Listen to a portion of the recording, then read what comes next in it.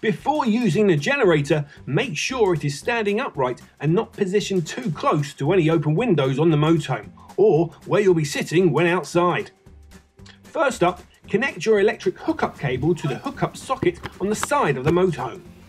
You'll find a 3-pin adapter for the hookup cable in the bucket within your garage. Connect a 3-pin plug to the generator. Then connect your hookup cable to the other end of the adapter. To start the engine, turn the fuel cap vent lever on the top of the generator fully clockwise to the on position. Turn the engine switch also to the on position.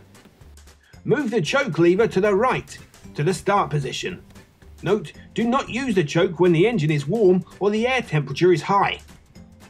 Then, pull the starter grip lightly until you feel resistance. Then pull the starter grip briskly towards you.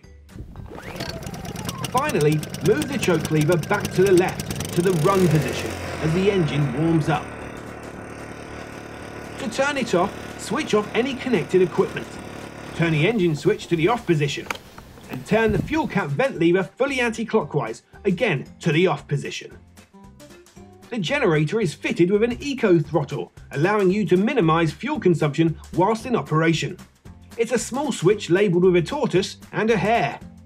If you're using the power intermittently, turn on the eco throttle system and it will give a boost of energy when required.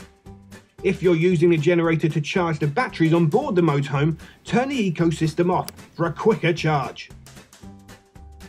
Allow the engine to cool if the generator has been in operation before refueling, and only refuel outdoors in a well-ventilated area with the engine off. When refueling, only ever use unleaded petrol. Unscrew the fuel filler cap and pour the petrol straight in. Do not overfill the fuel tank or go above the maximum level. Make sure that any spilled fuel has been wiped up and the fuel filler cap replaced before starting the engine. Please make sure to follow these safety tips. Never run the generator inside a motorhome, tent, garage, house or near open windows and doors. Keep the generator dry at all times to avoid serious shock or electrocution. Keep away from flammable materials as the exhaust system gets hot and some materials could ignite. Allow the engine to cool if the generator has been in operation before refueling. To stop the engine in an emergency, turn the engine switch to the off position.